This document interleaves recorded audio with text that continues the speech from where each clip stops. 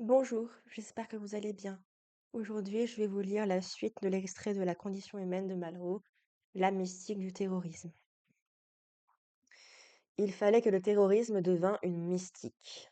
Solitude d'abord, que le terroriste décida seul, exécuta seul. Toute la force de la police est dans la délation. Le meurtrier qui agit seul ne risque pas de se dénoncer lui-même. Solitude dernière, car il est difficile à celui qui vit hors du monde de ne pas rechercher les siens.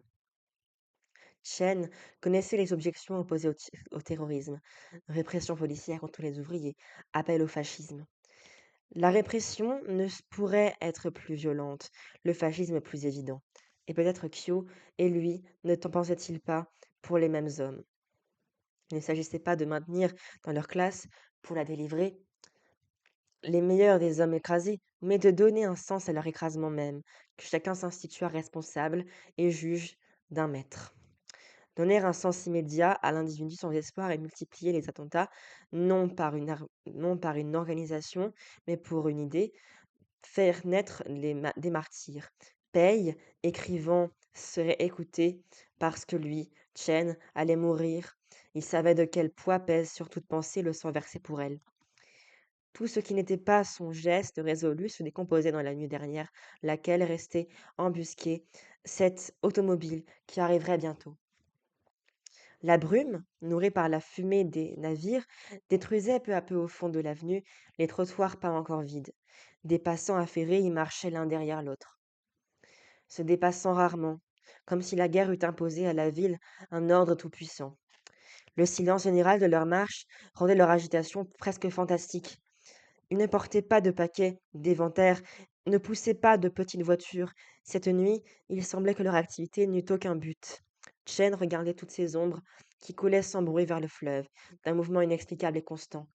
N'était-ce pas le destin même, cette force qui les poussait vers le fond de l'avenue, où l'arc allumé, d'enseignes à peine visibles, devant les ténèbres du fleuve, semblait les portes mêmes de la mort? Enfoncés en perspectives troubles, les énormes caractères se perdaient dans ce monde tragique et flou, comme dans les siècles.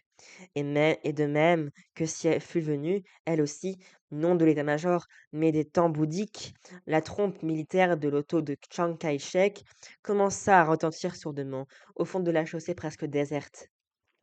Chen serra la bombe sous son bras avec reconnaissance. Les phares seuls sortaient de la brume. Presque aussitôt, précédée de la Ford de garde, la voiture entière en jaillit. Une fois de plus, il sembla à Chen qu'elle avançait extraordinairement vite. 3 pouces obstruèrent soudain la rue, et les 2 autos ralentirent. Il essaya de retrouver le contrôle de sa respiration. Déjà l'embarras était dispersé. La Ford passa, l'auto arrivait, une grosse voiture américaine, flanquée des 2 policiers, accrochés à ses marchepieds. Elle donnait une telle impression de force que Chen sentit que s'il n'avançait pas, s'il attendait, s'il s'en écarterait malgré lui. Il prit sa bombe par l'anse et comme une bouteille de lait. L'auto du général était à 5 mètres, énorme. Il courut vers elle avec une joie extatique, se jeta dessus, les yeux fermés. La répression a jeté presque tous les héros du livre dans les prisons, d'où on ne sort que pour être brûlé vif dans la chaudière d'une locomotive. Kyo lui-même, qui aurait pu être sauvé, a été perdu par le retard de l'inconsistant Clapic.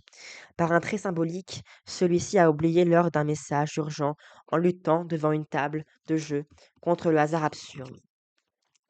Je vous lirai la suite, je vous lirai des autres extraits dans 4 jours. Merci à regarder. Au revoir.